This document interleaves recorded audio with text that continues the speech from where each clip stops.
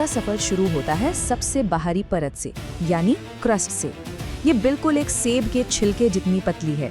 जहाँ महाद्वीप हैं, वहाँ ये मोटी होती है, और जहाँ महासागर हैं, वहाँ ये पतली होती है। अब ये क्रस्ट और इसके ठीक नीचे मौजूद मेंटल का सबसे ऊपरी ठोस हिस्सा, ये दोनों मिलकर बनाते हैं लिथोस्फेयर। यही वो ठोस जमीन है जिस पर हम सब रहते हैं। इस ठोस लिथोस्फेयर के ठीक नीचे है मैंटल, और मैंटल का जो ऊपरी हिस्सा है, जिसे एस्थेनोस्फेयर कहते हैं, वो बड़ा दिलचस्प है। वो पूरी तरह ठोस नहीं है, बल्कि गर्म, चिपचिपे, मुलायम प्लास्टिक जैसा है। असल में यही हमारे ग्रह का मैग्मा इंजन है।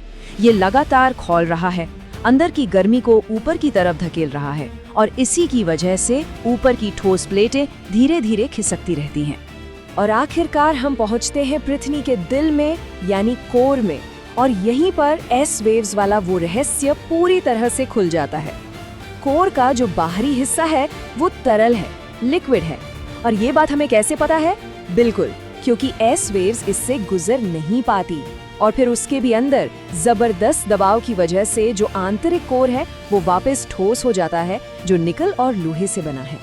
तो ये तो हो गई पृथ्वी की अलग अलग परतें, लेकिन एक बात याद रखने वाली है, ये कोई रुकी हुई स्थिर तस्वीर नहीं है। पृथ्वी का जो अंदरूनी हिस्सा है ना, वो एक बहुत ही शक्तिशाली इंजन है। एक ऐसा इंजन जो इस दुनिया को चलाता है, उसे आकार देता है, जिसे हम हर रोज अपनी आंखों से देखते हैं। इसको ऐसे समझिए, जैसे पृथ्वी एक बहुत बड़ा प्रेशर कुकर हो। इसके कोर और मैंटल में इतनी ज्यादा गर्मी और दबाव है कि उसे कहीं ना कहीं से तो बाहर निकलना ही है। तो फिर ज्वालामुखी क्या है? ज्वालामुखी वो इसी प्रेशर कुकर के सेफ्टी वाल्व हैं, जो अंदर की पिघली हुई चट्टानों यानी मैग्मा को जबरदस्त ताकत से सतह पर बाहर फेंकते हैं। तो इसका मतलब ये है कि जिस जमीन पर हम चलते हैं वो असल में स्थिर नहीं है। ये तो बस एक बेहद जटिल और शक्तिशाली इंजन के ऊपर की एक पतली गतिशील परत है। एक ऐसा इंजन जो अंदर की जबरदस्त गर्मी, दबाव और भूकंपीय ऊर्जा से चलता है। अगली बार जब आप किसी ऊंचे पहाड़ को देखें या भूकंप की खबर सुने, तो याद रखिएगा कि आप सिर्फ सतह की एक घटना नहीं देख रहे, आप असल में अंदर की गहरी छिपी हुई ताकतों के नतीजों को देख रहे हैं। हमारे पैरों के नीचे की जमीन हमें कितनी ठोस लगती है ना? लेकिन आज हमने जाना कि ये एक लगातार बदलने वाला एक जीवित ग्रह है।